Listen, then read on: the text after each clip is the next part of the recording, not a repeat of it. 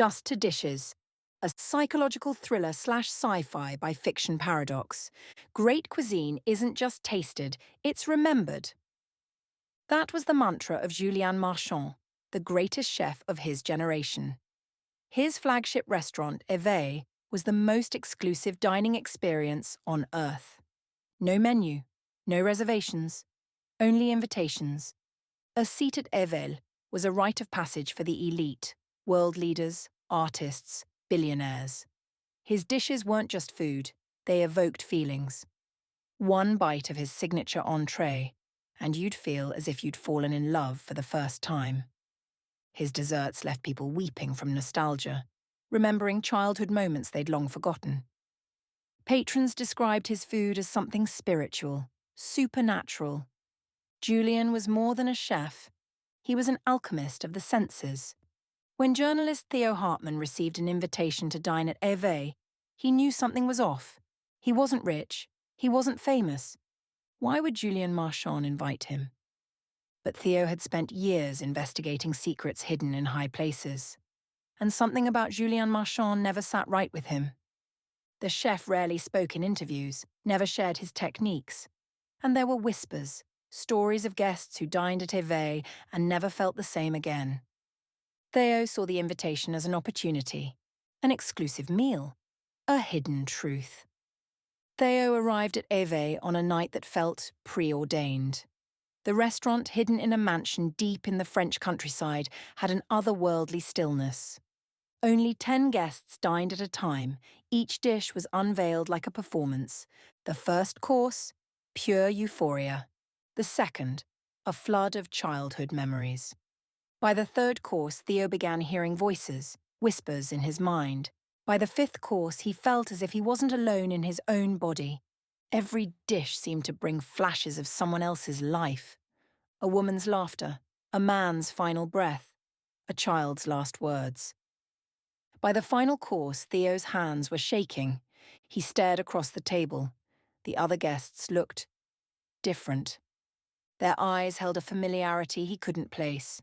It was as if they all knew something he didn't. Julien Marchand entered the room for the final course. He smiled at Theo. A knowing smile. You taste it, don't you? Theo swallowed hard. Taste what? Julien leaned in. Them. Theo's stomach churned. The memories, the emotions, the voices. They weren't hallucinations. They were real. Julien's secret wasn't his technique. It wasn't rare spices or molecular gastronomy. It was what was in the food. WHO was in the food. The guests weren't eating flavors. They were consuming souls. And the realization hit Theo like a freight train. He had eaten people.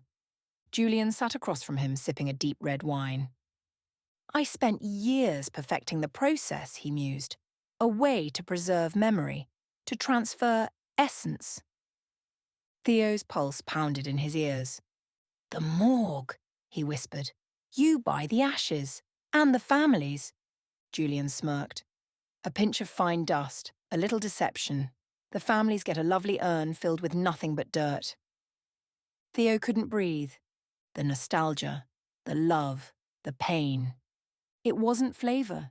It was lived experience. Every dish was infused with human remains. Julien wasn't feeding people food.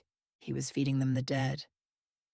Theo staggered back from the table. The room felt too small. He had to get out. Had to expose this. But when he turned to the other guests, he saw it. They weren't horrified.